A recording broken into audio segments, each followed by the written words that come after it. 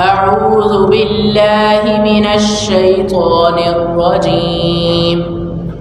بسم الله الرحمن الرحيم. إنا أنزلنا التوراة فيها هدى ونور يحكم بها النبيون الذين أسلموا للذين هادوا والربانيون والأحبار بما استحفظوا من كتاب الله وكانوا عليه شهداء فلا تخشوا الناس واخشوني ولا تشتروا بآياتي ثمنا قليلا ومن لم يحكم بما أنزل الله فأولئك هم الكافرون. وكتبنا عليهم فيها أن النفس بالنفس والعين بالعين والأنف بالأنف والأذن بالأذن والسن بالسن والجروح قصاص فمن تصدق به فهو كفارة له ومن لم يحكم بما أنزل الله فأولئك هم الظالمون. صدق الله العظيم.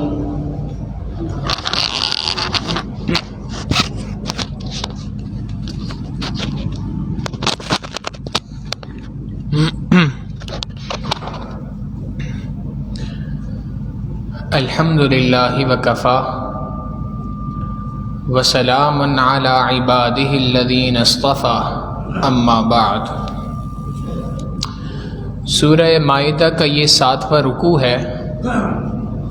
اور اللہ رب العزت نے اپنے اس کلام کو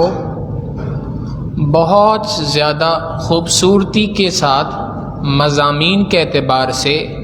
مضمون کے اعتبار سے بہت خوبصورتی کے ساتھ سجایا ہے. ہر آیت جس جگہ پر ہے وہ اس کا بہترین حصہ ہے، وہ اس کی بہترین جگہ ہے. اس سے اگر ایک آیت وہی حکم پہلے ہوتا یا بعد میں ہوتا تو اس حکم میں، اس آیت میں وہ خوبصورتی نہیں ہو سکتی تھی جو اس کی اپنی جگہ پہ موجود ہے. اللہ رب العزت کا یہ قانون ہے.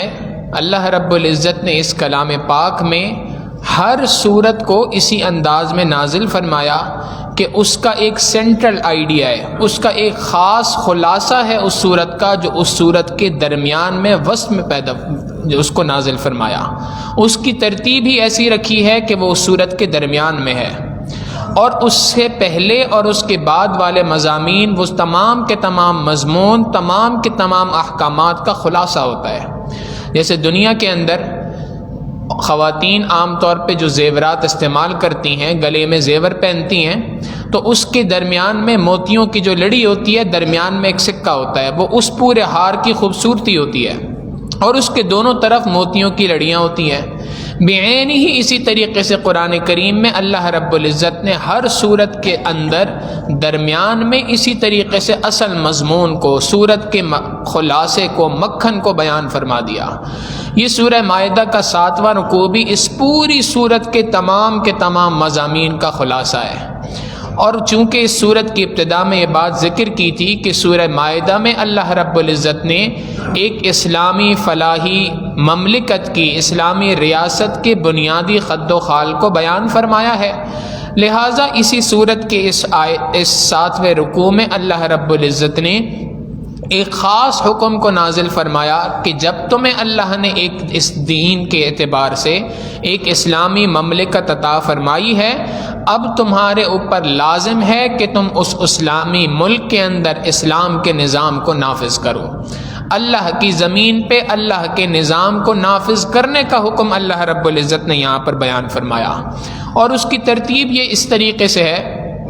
کہ گزشتہ کئی رکوع میں اللہ رب العزت اس بات کو ذکر فرما رہے ہیں کہ اللہ رب العزت نے یہودیوں سے، بنی اسرائیل سے، عیسائیوں سے وعدہ کیا تھا کہ اذ قلتم سمعنا واطعنا، کہ جب تم نے اللہ رب العزت کا حکم سن لیا، اب سننے کے بعد تم اس کی اطاعت کرو گے، اس کو بجا لاؤ گے، اس کے مطابق عمل کرو گے۔ یہ حکم، یہ وعدہ ہم نے بنی اسرائیل سے، یہودیوں سے بھی کیا تھا، اور اسی طرح کا وعدہ ہم نے عیسائیوں سے بھی کیا تھا، دونوں طرح کی قوموں سے کیا،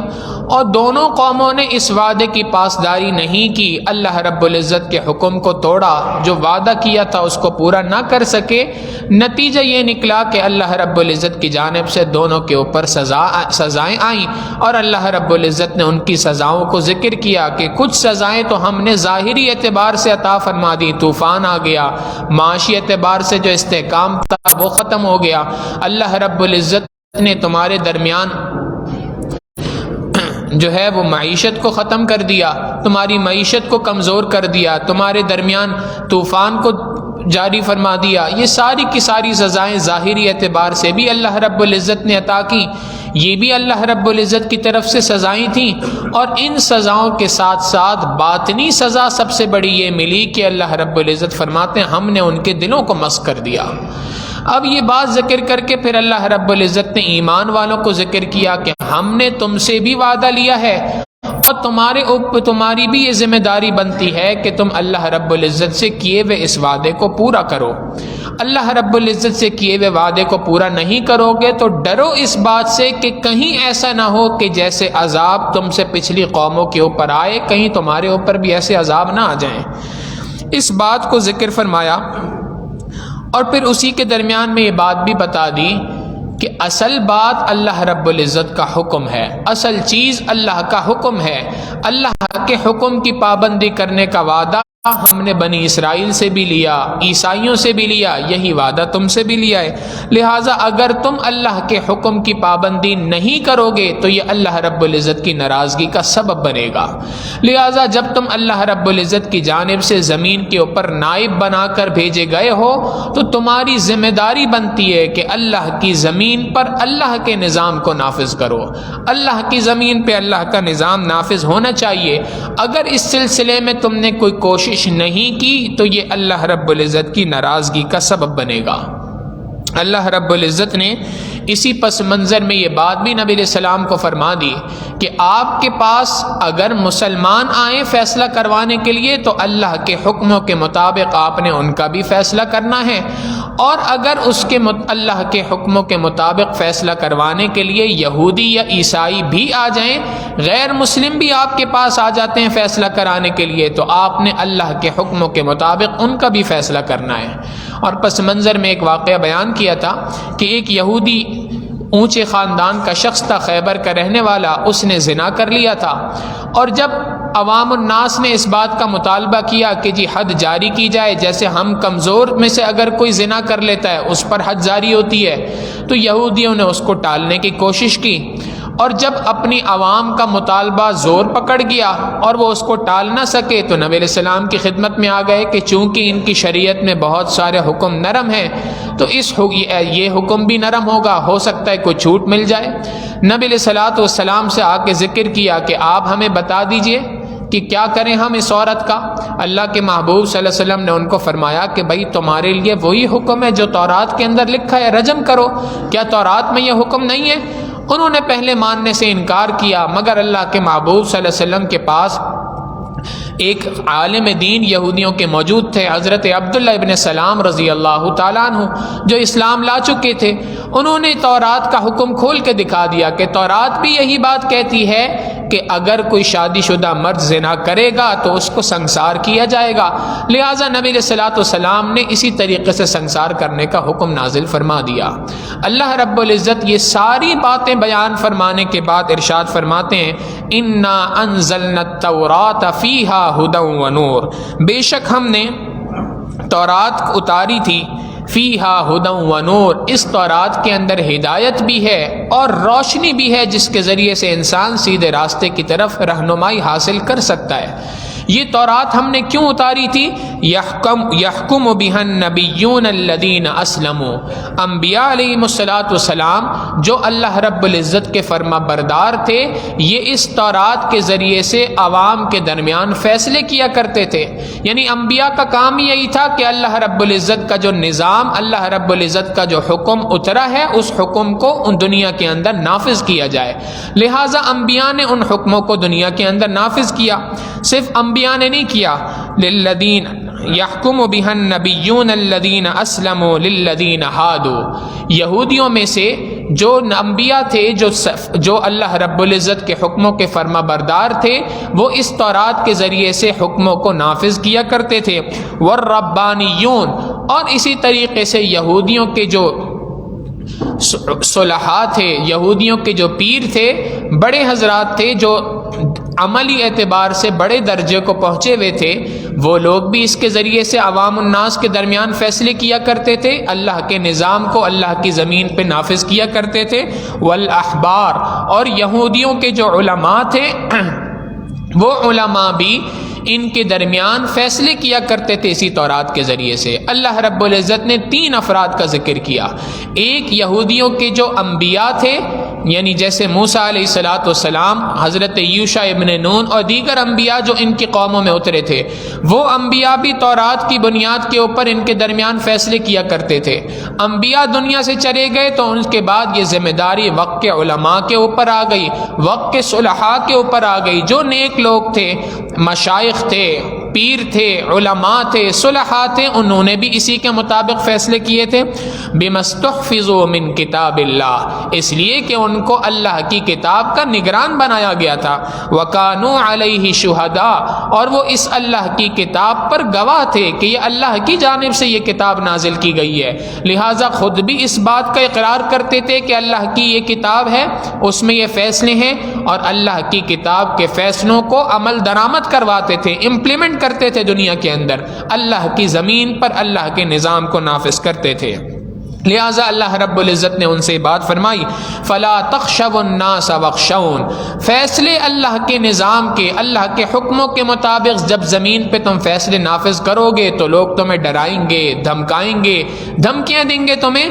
فلا تخشب الناس، تمہیں لوگوں سے ڈرنے کی ضرورت نہیں ہے، واخشونی، مجھ سے ڈرو، ولا تشتروا بآیاتی ثمنا قلیلا، اور اللہ رب العزت کی آیات کو، اللہ رب العزت کے حکموں کو تھوڑے سے پیسوں کے بدلے نہ بیچ دینا۔ یہ نہ ہو کہ کوئی شخص تمہارے پاس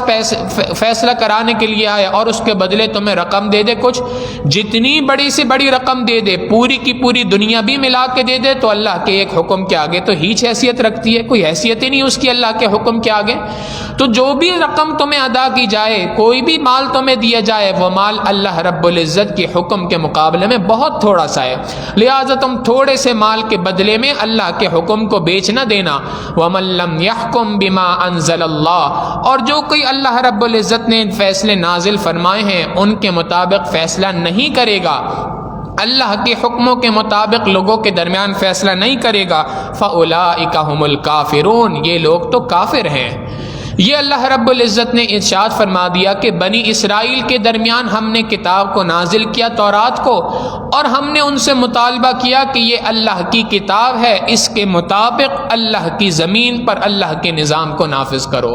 اسی میں یہ بات بھی لکھی تھی کہ وَكَتَبْنَا عَلَيْهِمْ، ہم نے یہ مقرر کر دی تھا ان کے درمیان۔ یہ اصل میں اس واقعے کا پس منظر یہ ہے کہ اللہ کے محبوب صلی اللہ علیہ وسلم کے زمانے میں مدینہ منورہ کے اندر 2 قبیلے آباد تھے، ایک قبیلہ بنو نذیر اور ایک قبیلہ بنو قریظہ۔ بنو نذیر والے جو تھے یہ مالی اعتبار سے بڑے استحکام تھا، ان کا مالی اعتبار سے بڑی وسعت تھی، مضبوط تھے، مال کے اعتبار سے پیسے والے لوگ تھے، جبکہ بنو قریظہ جو تھا یہ قبیلہ مالی اعتبار سے اتنے زیادہ مستحکم نہیں تھا، مضبوط نہیں تھا، لہٰذا بنو نذیر والوں نے ان کو مالی اعتبار سے دبایا کرتے تھے، کبھی قرضے دے کر ان کو اپنے شکنجے میں جکڑ لیا کرتے تھے، کبھی دوسرے طریقوں سے، اور ان سے یہ فیصلہ کر لیا تھا کہ دیکھو اگر کبھی ہمارے اور تمہارے قبیلے کے افراد کا آپس میں کوئی لڑائی ہو جائے اور اس لڑائی کے درمیان ایک بندہ دوسرے کو قتل کر دے تو ہمارے درمیان اصول طے ہے، آج ہم ایک جو ہے وہ معاملہ طے کر لیتے ہیں، وہ یہ ہے کہ اگر قبیلہ بنو قریظہ کے کسی بندے نے قتل کیا بنو نذیر کے کسی آدمی کو، تو چونکہ بنو نذیر والے بڑے لوگ ہیں، مال پیسے والے ہیں، اسٹیٹس والے ہیں، لہٰذا اگر کبھی بنو قریظہ کے کسی شخص نے بنو نذیر کے کسی آدمی کو قتل کر دیا تو اس قتل کے بدلے میں تم نے قتل کے بدلے قتل بھی ہوگا، یعنی قصاص بھی لیا جائے گا، اور قصاص کے ساتھ ساتھ دیت بھی ادا کرنی ہوگی، یعنی تمہیں 140 وسق ایک پیمانہ ہے، جیسے آج کلو ہوتا ہے اس کے اعتبار سے ایک وسق ایک پیمانہ ہے، تو تمہیں جو ہے وہ 140 وسق کھجور بھی ادا کرنے ہوں گے دیت کے اعتبار سے، اور تم نے اس کے ساتھ ساتھ قصاص میں یعنی اس بندے کے بدلے تمہاری قوم سے ایک بندے کو قتل کیا جائے گا۔ اور اگر کبھی بنو نذیر کے کسی شخص نے قبیلہ بنو قریظہ کے کسی آدمی کو قتل کر دیا تو اب معاملہ الٹ ہو جائے گا، اور معاملہ الٹ یہ ہوگا کہ اس صورت میں صرف 70 وسق کھجور کے دیے جائیں گے، نہ کسی بندے کو قتل کیا جائے گا اور نہ ہی اتنی برابر کی دیت وصول کی جائے گی۔ تو یہ آپس کا ایک معاہدہ ان کا تھا۔ چونکہ بنو قریظہ والے لوگ کمزور تھے، مالی اعتبار سے بھی کمزور تھے، اور چونکہ ان کے قرضوں میں بھی جکڑے رہتے تھے، لہٰذا وہ خاموش رہتے تھے۔ اللہ کے محبوب صلی اللہ علیہ وسلم جب مدینہ منورہ کے اندر تشریف لائے تو نبی علیہ الصلوۃ والسلام کے یہاں پہ آنے کے بعد قبیلہ بنو قریظہ کے ایک شخص نے بنو نذیر کے کسی آدمی کو قتل کر دیا۔ اب بنو نذیر نے پرانے معاہدے کے اعتبار سے کہا کہ اچھا ہمارا بندہ قتل ہوا ہے تو اس کے بدلے اس بندے کو بھی قتل کریں گے، اور اس کو قتل کرنے کے ساتھ ساتھ ڈبل دیت وصول کریں گے، یعنی تمہارا بندہ قتل کرے تو دیت ہے 70 وسق، ہمارا بندہ قتل کرے گا تو 140 وسق کھجور کے ہوں گے، لہٰذا ہم 140 وسق کھجور کے بھی تم سے وصول کریں گے اور اس بندے کو بھی قتل کریں گے۔ بنو قریظہ والوں نے نبی علیہ الصلوۃ والسلام سے شکایت لگائی کہ اللہ کے محبوب صلی اللہ علیہ وسلم یہ تو ناانصافی ہے، ہمارا بندہ قتل کرے تو اس کے بدلے کوئی قصاص نہیں ہوتا اور دیت بھی آدھی لی جاتی ہے، جبکہ ان کا بندہ اگر ہمارے بندے کو قتل جبکہ ہمارا بندہ اگر ان کے بندے کو قتل کر دے تو اس صورت میں یہ کہتے ہیں کہ قصاص بھی لیا جائے گا، ڈبل دیت بھی وصول کی جائے گی، تو یہ تو ناانصافی ہے۔ اللہ رب العزت نے قرآن کریم کی آیت نازل فرما دی کہ اللہ رب العزت نے مال پیسے والے ایک شخص کے مقابلے میں اس کی جان کے مقابلے میں ایک کمزور شخص کی جان اللہ کے مقابلے میں برابر ہے۔ اللہ رب العزت ان کے درمیان کوئی جو ہے وہ تقسیم نہیں فرماتے، بلکہ ایک جان ہی ہے، کسی انسان کی بھی جان لوگے اس کے بدلے جان ہی لی جائے گی، قصاص کے بدلے قصاص لیا جائے گا۔ چنانچہ شریعت مطہرہ نے اس آیت کے اندر 3 طرح کے اصولوں کو بیان کر دیا، 3 ٹرمینالوجیز ہیں، 3 اصطلاحات ہیں جو سمجھنے کی ہیں۔ ایک چیز ہے قصاص۔ قصاص کہتے ہیں کہ ایک بندے کو اگر قتل کیا گیا تو اس کے بدلے میں دوسرے بندے کو قتل کیا جائے گا۔ ایک بندے نے اگر دوسرے کی ناک کاٹ دی تو اس کے بدلے میں پہلے بندے کی بھی ناک کاٹی جائے گی۔ ایک بندے نے دوسرے کا ہاتھ توڑ دیا تو اس کے مقابلے میں اس کا ہاتھ بھی توڑا جائے گا، یعنی جو کام اس ایک شخص کے ساتھ کیا گیا اس کا بدلہ دوسرے بندے سے لیا جائے گا، اس بدلے کے لینے کو قصاص کہا جاتا ہے۔ البتہ شریعت مطہرہ نے یہ بات کہی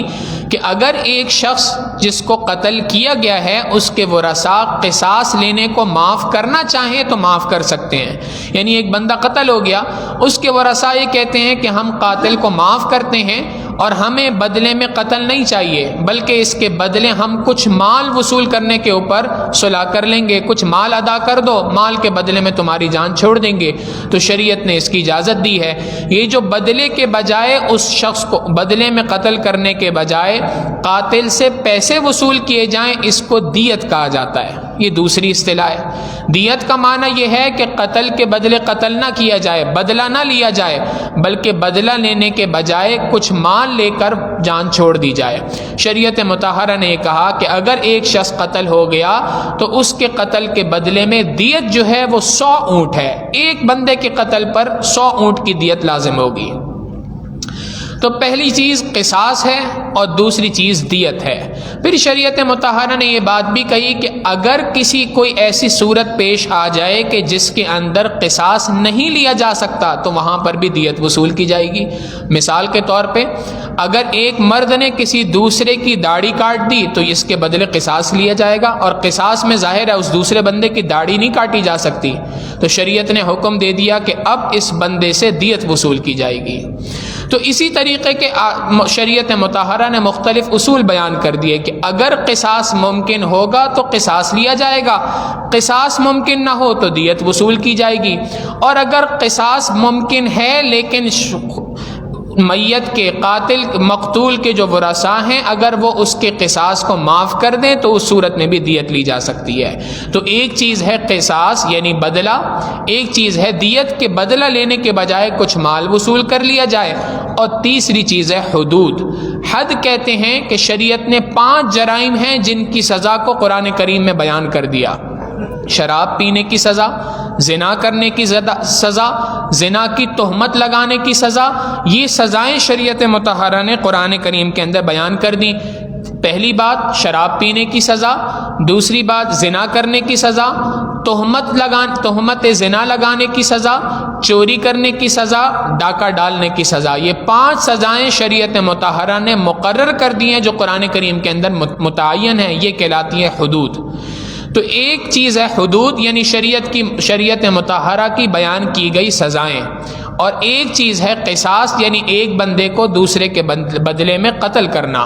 اور تیسری چیز ہے دیت کے بدلہ لینے کے بجائے کچھ مال پر رضامندی کا اظہار کر لینا، راضی ہو جانا، اس کو کہتے ہیں دیت۔ اللہ رب العزت یہاں پر قصاص کا حکم نازل فرما رہے ہیں کہ یہ قصاص کا حکم نیا نہیں ہے، یہ آپ کے پاس آ کے بات کہتے ہیں کہ جی بنو نذیر اور بنو قریظہ نے آپس میں یہ ڈیل کر لی ہے، یہ ان کا ڈیل کرنا درست نہیں ہے، بلکہ اللہ رب العزت کا فیصلہ تورات کے اندر بھی موجود تھا، وہی فیصلہ قرآن کریم کے اندر بھی ہے کہ وَكَتَبْنَا عَلَيْهِمْ، ہم نے ان پر اس بات کو مقرر کر دیا تھا کہ أَنَّ النَّفْسَ بِالنَّفْسِ، کہ جان کے بدلے جان لی جائے گی، وَالْعَيْنَ بِالْعَيْنِ، آنکھ کے بدلے آنکھ، وَالْأَنْفَ بِالْأَنْفِ، ناک کے بدلے ناک، وَالْأُذُنَ بِالْأُذُنِ، کان کے بدلے کان، والسن بالسن، دانت کے بدلے دانت، والجروح قصاص، اسی طریقے سے زخم کے بدلے میں زخم ہے، جس بندے نے دوسرے کو اگر کوئی تکلیف پہنچائی، چوٹ لگائی، زخم پہنچایا تو شریعت مطہرہ کہتی ہے کہ اسی طرح کا زخم اس کو بھی لگایا جائے گا۔ ایک نے دوسرے کے 2 دانت توڑ دیے تو شریعت مطہرہ کہتی ہے کہ حکومت پہ لازم ہے کہ وہ سزا کو مقرر کرے اور اس بندے کے بھی 2 دانت توڑے جائیں گے۔ ایک نے دوسرے کی اگر آنکھ ضائع کی، شریعت مطہرہ کہتی ہے اس کے بدلے اس کی آنکھ کو ضائع کیا جائے گا۔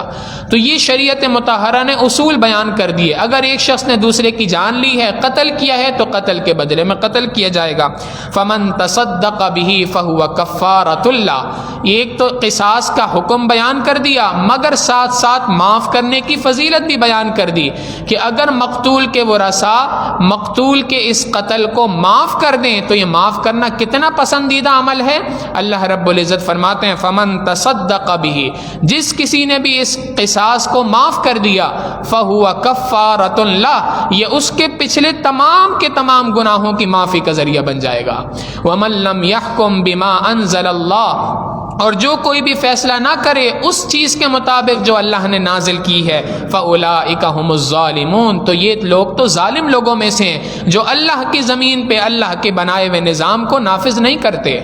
یہ تو سارا معاملہ تھا یہودیوں کے ساتھ، یہ معاملہ صرف یہودیوں کی حد تک نہیں تھا بلکہ اسی طریقے سے عیسائیوں پر بھی اللہ رب العزت نے یہی بات نازل فرمائی تھی۔ وَقَفَّيْنَا عَلَىٰ آثَارِهِمْ بِعِيسَى ابْنِ مَرْيَمَ،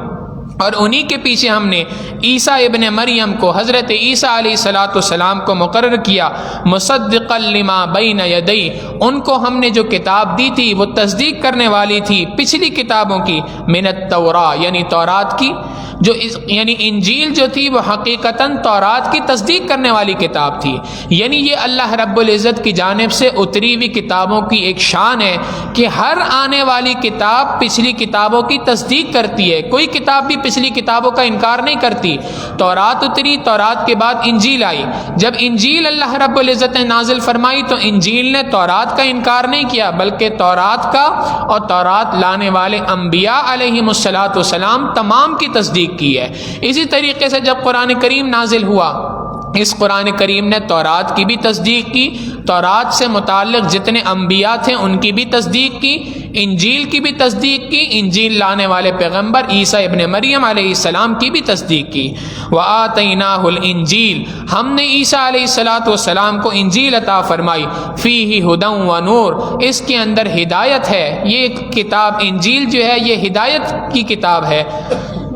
صحیح راستہ دکھلانے والی کتاب ہے۔ وَنُورٌ، اور اس کتاب کے اندر روشنی ہے، جس روشنی سے انسان اندھیروں سے نکل کر اللہ رب العزت کی طرف جانے کے راستے کی طرف چل سکتا ہے۔ وَمُصَدِّقًا لِمَا بَيْنَ يَدَيْهِ مِنَ التَّوْرَاةِ، اور یہ کتاب تصدیق کرنے والی ہے ان پچھلی کتابوں کی یعنی تورات کی۔ وَہُدًى، اور سراپا ہدایت ہے۔ وَمَوْعِظَةً لِلْمُتَّقِينَ، اور اللہ رب العزت سے ڈرنے والے، گناہوں سے بچنے والے لوگوں کے لیے اس کتاب کے اندر نصیحتیں تھیں۔ وَلْيَحْكُمْ أَهْلُ الْإِنْجِيلِ بِمَا أَنزَلَ اللَّهُ فِيهِ، یہ جو انجیل والے لوگ ہیں، انجیل کو ماننے والے لوگ ہیں، انہیں چاہیے کہ یہ اللہ رب العزت کے حکم کے مطابق، یعنی جو اللہ نے انجیل اتاری ہے اس کے مطابق فیصلہ اپنے درمیان کریں۔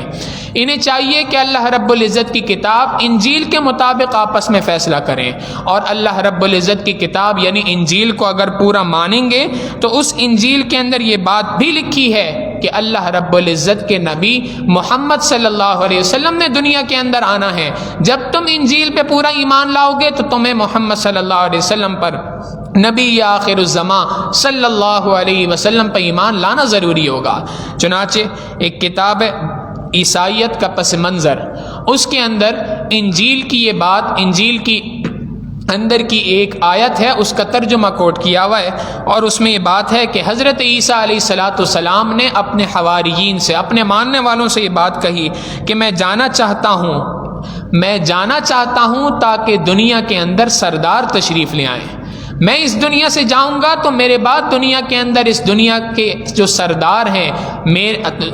دنیا کے تمام امتیوں کے بھی سردار، دنیا میں جتنے انبیاء علیہ السلام گزرے ہیں ان کے بھی سردار، میں جانا چاہتا ہوں تاکہ دنیا کے سردار آئیں اور مجھ میں ان کا کچھ بھی نہیں، یعنی ان کو جو اللہ نے کمالات عطا فرمائے ہیں، جو اللہ رب العزت نے ان کو عظمت عطا فرمائی ہے، جو فضیلت ان کو عطا فرمائی ہے، وہ فضیلت میرے اندر نہیں ہے۔ میں جانا چاہتا ہوں تاکہ دنیا کے سردار آئیں اور مجھ میں ان کا کچھ بھی نہیں۔ لہٰذا اللہ رب العزت فرماتے ہیں کہ جو انجیل والے ہیں انہیں چاہیے کہ انجیل کے مطابق فیصلے کریں، اللہ کی زمین پہ اللہ کے نظام کو نافذ کریں۔ اگر تم اللہ کی زمین پہ اللہ کے نظام کو نافذ نہیں کرو گے تو وَمَن لَّمْ يَحْكُم بِمَا أَنزَلَ اللَّهُ، جو کوئی بھی فیصلہ نہیں کرے گا اس کے مطابق جو اللہ نے نازل کیا، فَأُولَٰئِكَ هُمُ الْفَاسِقُونَ، تو یہ لوگ تو فاسق ہیں، گنہگار لوگ ہیں، فاجر لوگ ہیں۔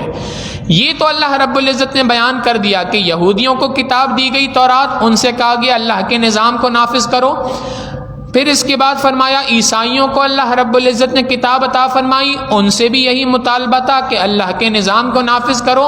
اے میرے پیغمبر، اے میرے محبوب صلی اللہ علیہ وسلم، آپ کو جو کتاب دی گئی ہے یہ بھی اسی لیے دی گئی ہے کہ اللہ کے نظام کو اللہ کی زمین پہ نافذ کیا جائے۔ لہٰذا اللہ رب العزت فرماتے ہیں وَأَنزَلْنَا إِلَيْكَ الْكِتَابَ، اور ہم نے آپ کی جانب بھی ایک کتاب نازل فرمائی، بالحق، جو سچ کتاب ہے، صحیح کتاب ہے، مصدقا لما بین یدیہ من الکتاب، گزشتہ کتابوں کی، پیچھے آنے والی تمام کتابوں کی تصدیق کرتی ہے، ومہیمنا علیہ، اور ان کی محافظت بھی کرتی ہے، یعنی پچھلی کتابوں کے اندر جو مضامین بیان ہوئے تھے، جو اللہ کے حکم بیان ہوئے تھے، ان تمام حکموں کو محفوظ کر کے اللہ رب العزت نے اس کتاب کے اندر بھی اتارا ہے، ومہیمنا علیہ، اور پچھلی کتابوں کے احکامات کی حفاظت بھی کرتی ہے۔ فاحکم بینہم، ان کے درمیان فیصلہ کر دیجئے اس کے مطابق۔ یہ جو آپ کے پاس آئے ہیں اور آپ سے آ کر فیصلہ کروانا چاہتے ہیں کہ جی آپ ہمارے درمیان فیصلہ کر دیجئے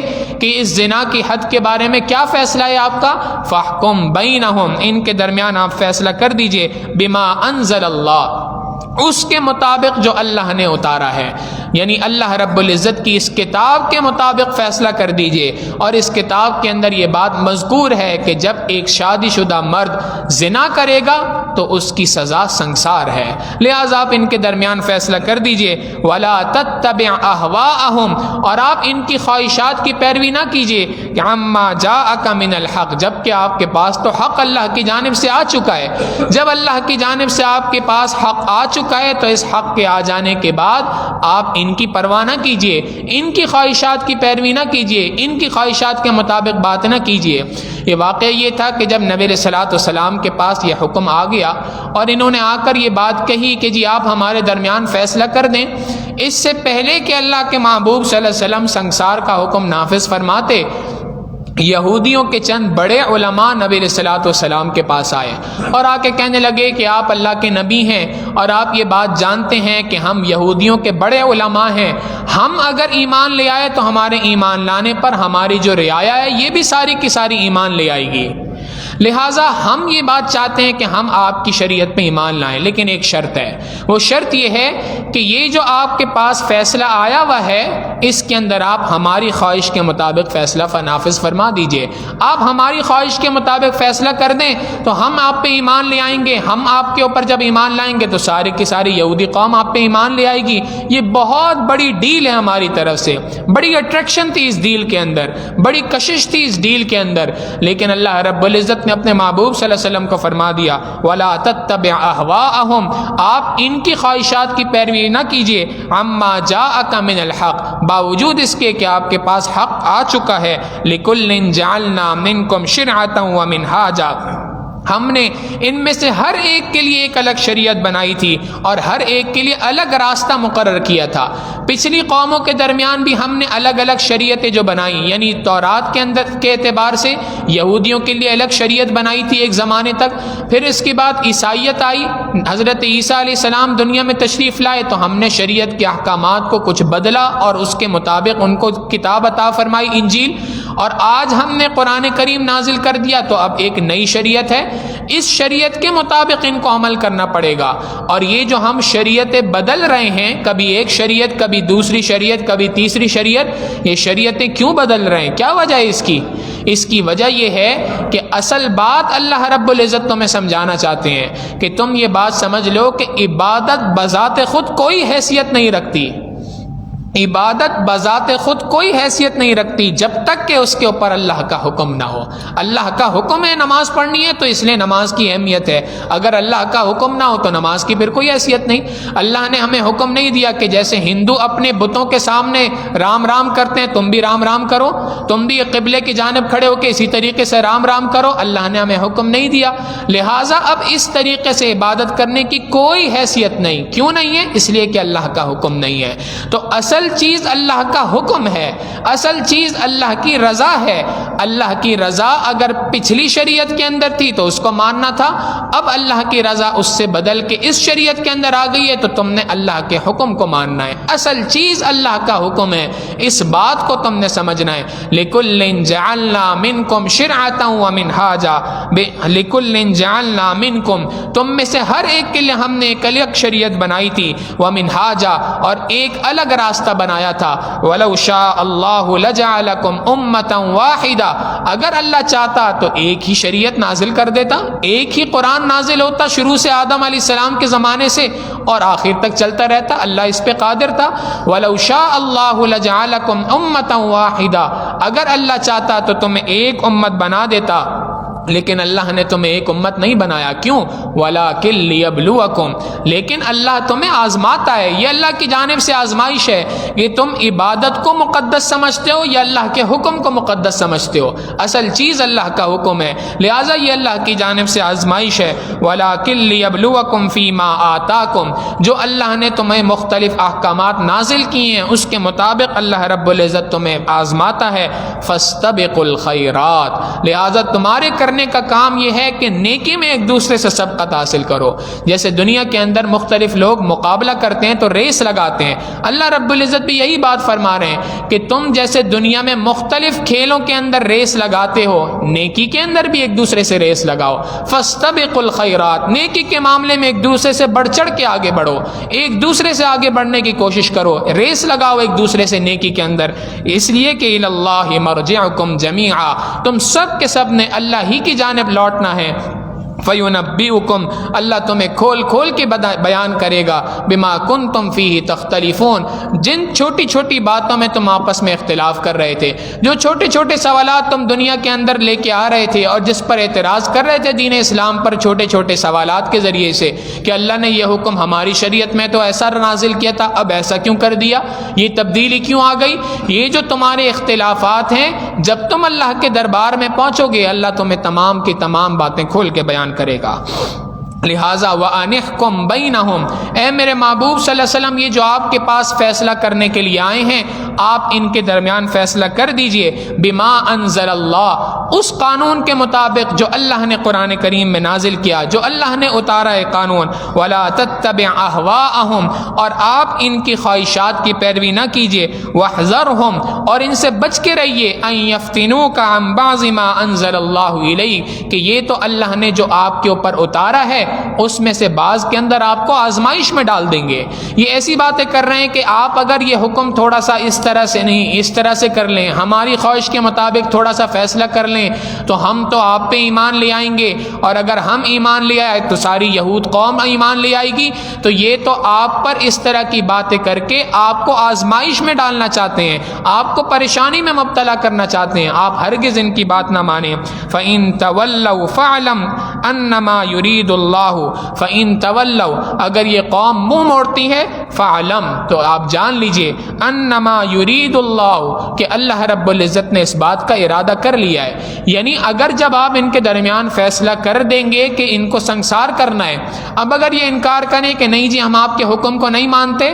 اب چونکہ یہ آپ سے پوچھ چکے ہیں اور آپ جواب دے چکے ہیں، اب ان کے اوپر سنسار کا حکم آپ نے نافذ کرنا ہے۔ اسلامی حکومت کے اندر جب لیڈر سے، جب امیر سے، جب اس وقت کا جو وزیر اعظم یا صدر ہے اس سے جب کوئی فیصلہ کروا دیا جائے یا جج سے کوئی فیصلہ کروا دیا جائے، چاہے غیر مسلم فیصلہ کیوں نہ کرائے، جب فیصلہ اس نے بیان کر دیا تو اب وہ قانوناً نافذ ہوگا۔ لہٰذا اللہ رب العزت فرماتے ہیں کہ جب آپ سے انہوں نے فیصلہ کرا لیا، یہ آپ کے ملک میں رہنے والے تو نہیں تھے، مدینہ میں رہنے والے تو نہیں تھے، یہ تو خیبر سے اٹھ کے آئے تھے، تو لہٰذا ان کی تو اپنی حکومت تھی، لیکن جب یہ آپ کے پاس آ گئے اور آپ سے آ کے فیصلہ کروانے کا کہہ دیا اور آپ نے فیصلہ کر دیا، اب فیصلے پہ عمل درآمد بھی ہوگا۔ اس لیے کہ اسلامی حکومت کے اندر ایک جج کی اللہ رب العزت نے بڑی حیثیت مقرر کی ہے، اس کے فیصلے کو، اس کے قانون کو، اس کے فیصلے کو شریعت نے نافذ کرنے کا حکم فرمایا۔ لہٰذا فَإِن تَوَلَّوْا اگر یہ آپ کے اس فیصلے سے منہ موڑتے ہیں، فَاعْلَمْ تو جان لیجئے انما یرید اللہ ان یصیبہم ببعض ذنوبہم کہ اللہ نے ارادہ کر لیا ہے کہ ان کو ان کے گناہوں کی تھوڑی سی سزا دنیا کے اندر پہنچے گی، اصل سزا تو آخرت میں ہے لیکن تھوڑی سی سزا دنیا کے اندر پہنچے گی۔ وَإِنَّ كَثِيرًا مِّنَ النَّاسِ لَفَاسِقُونَ اور لوگوں میں سے اکثر لوگ تو اللہ رب العزت کے نافرمان ہیں۔ یہ اللہ رب العزت نے بات بیان کر کے نبی علیہ السلام کو یہ فرما دیا کہ اب آپ کی ذمہ داری ہے کہ آپ چونکہ اس وقت پر ان کے حاکم ہیں تو آپ اللہ کی زمین پر اللہ کے نظام کو نافذ کریں گے، اور جب اللہ رب العزت کا نظام دنیا کے اندر آ گیا تو اللہ کے نظام کے آ جانے کے بعد کیا دنیا میں کسی اور نظام کے وجود کی ضرورت رہتی ہے؟ افحکم الجاہلیت یبغون اللہ رب العزت بڑے عجیب انداز میں چیلنج فرما رہے ہیں، افحکم الجاہلیت یبغون جب باوجود اس کے کہ اللہ رب العزت کا فیصلہ آ گیا، اللہ رب العزت نے دنیا کے اندر قانون کی کتاب کو نازل فرما دیا، دنیا کے اندر رہنے کے تمام قوانین کو اللہ رب العزت نے اپنی کتاب میں ذکر کر دیا، افحکم الجاہلیت یبغون اب بھی یہ لوگ جہالت کے اندر فیصلے ڈھونڈ رہے ہیں۔ ومن احسن من اللہ حکما اللہ سے بہتر فیصلے کس کے دنیا کے اندر ہو سکتے ہیں؟ لقوم یوقنون یہ فیصلے اس قوم کے لیے ہیں جو اللہ پر یقین رکھتی ہے، جو اللہ پہ یقین رکھتا ہے، اللہ اور آخرت کے دن پہ یقین رکھتے ہیں، ان کے لیے لازم ہے کہ وہ اللہ کی زمین پہ اللہ کے نظام کو نافذ کریں۔ یہ اس سورت کا پورے پیغام کا خلاصہ ہے، یہ نچوڑ ہے اس سورت کا کہ جب تمہیں اللہ رب العزت نے ایک دین تمہیں عطا کر دیا، اللہ رب العزت نے تمہیں ایک شریعت عطا کر دی ہے، جب اللہ رب العزت نے تمہیں ایک اسلامی ملک عطا کر دیا ہے، اب تمہاری ذمہ داری بنتی ہے کہ تم اس ملک کے اندر اللہ کے نظام کو نافذ کرو، اللہ کی زمین پہ اللہ کے نظام کو نافذ کرو۔ آپ دیکھیں اللہ رب العزت کتنی، جو اللہ کی زمین پہ اللہ کے نظام کو نافذ نہیں کرتے، اللہ رب العزت نے ان کے لیے کتنے سخت الفاظ استعمال فرمائے۔ پہلی جگہ پہ ارشاد فرمایا وَمَن لَّمْ يَحْكُم بِمَا أَنزَلَ اللَّهُ فَأُولَٰئِكَ هُمُ الْفَاسِقُونَ، جو اللہ کی زمین پہ اللہ کے نظام کو نافذ نہیں کر رہے یہ تو فاسق و فاجر لوگ ہیں۔ پھر اور شدت سے بیان کر دیا جو اللہ کی زمین پہ اللہ کے نظام کو نافذ نہیں کر رہے فَأُولَٰئِكَ هُمُ الظَّالِمُونَ، یہ تو ظالم لوگ ہیں۔ اور اس سے آگے اگلی بات ارشاد فرما دی کہ جو اللہ کی زمین پہ اللہ کے نظام کو نافذ نہیں کر رہے فَأُولَٰئِكَ هُمُ الْكَافِرُونَ، یہ تو ایسے ہی ہیں جیسا کہ کافر لوگ ہوا کرتے ہیں کہ ان کو اللہ کی زمین پر اللہ کے نظام کو نافذ کرنے کی پرواہ نہیں ہوتی۔ اگر تم اللہ رب العزت کے نام لیوا ہو، اللہ رب العزت کو ماننے والے ہو، اور اس کے باوجود تم اللہ کی زمین پہ اللہ کے نظام کو نافذ نہیں کر رہے تو فَأُولَٰئِكَ هُمُ الْكَافِرُونَ، پھر تم میں اور کافروں میں کیا فرق رہ گیا؟ لہٰذا اللہ رب العزت کی زمین پر اللہ کے نظام کو نافذ کرنا یہ ہر مومن کی ذمہ داری ہے، اور ہر مومن کی ذمہ داری اس اعتبار سے ہے کہ اللہ رب العزت نے اگر اسے اقتدار کی دولت عطا فرمائی ہے تو وہاں پر کوشش کرے اس بات کی، اگر اللہ رب العزت نے اقتدار عطا نہیں کیا مگر مقتدر حلقوں تک رسائی عطا کی ہے تو وہاں تک بات کو پہنچائے،